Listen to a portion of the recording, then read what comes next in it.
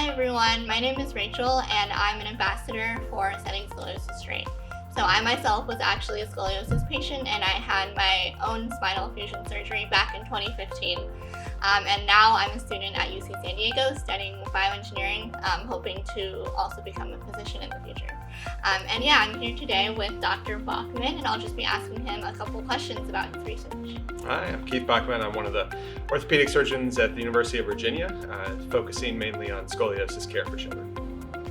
Awesome. Well, thanks for being here today, Dr. Bachman. My first question for you is about your abstract on preoperative and surgical factors that maximize change in lumbosacral takeoff angle. So I wanted to ask if you could tell us a little bit about the abstract you presented and why did you focus on this topic for research?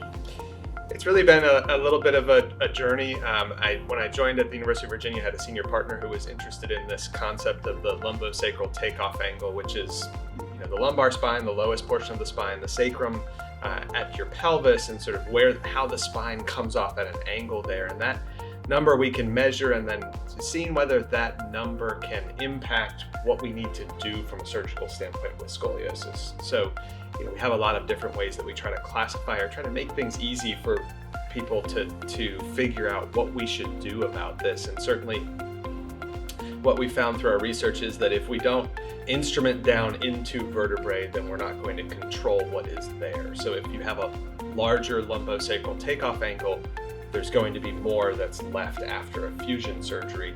And so is there a point where we can actually decrease that lumbosacral takeoff angle without instrumenting it? That was the main purpose of this particular abstract. Gotcha. Awesome. So how do you think the results from your investigation might improve care for patients with scoliosis? Yeah, so the ultimate goal with this lumbosacral takeoff project is to try to minimize fusion levels.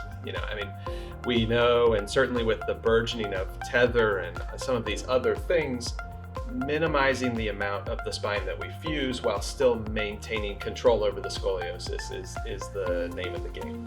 And so if we can use the lumbosacral takeoff to give surgeons a template or a number that they should be shooting for, where above this number you really should fuse that lumbar spine, and if you're below that number, maybe you don't need to. Maybe we can leave more motion as long as the patient understands that we'll have some changes still on the x-ray. But if that doesn't degrade over time, well, then we've achieved our goals of care for the scoliosis, of halting it so that it doesn't lead to long-term issues. So if you were to kind of continue on with this research, what would be the next step that you'd pursue? It's a good question. We are continuing with it, so that's good.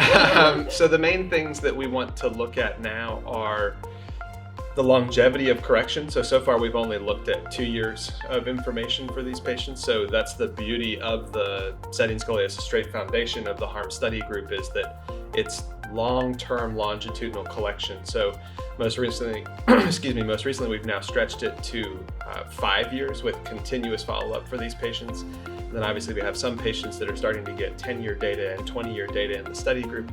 And so being able to project out long-term for that, so that we can show that even if you choose a higher fusion level, the lumbosacral takeoff that is left behind and the lumbar cob angle that is left behind do not degrade over time. And then demonstrating in conjunction with a lot of the other work that's being done through the group that the higher your fusion level, the higher it stops in your spine, the more preservation of motion, the healthier your discs may be, the healthier the rest of your back can be over time. So being able to use that lumbosacral takeoff number as another piece to the puzzle of how surgeons decide where they should stop their fusion. Got it. It's very interesting. All right. Well, thank you so much, Dr. You're welcome.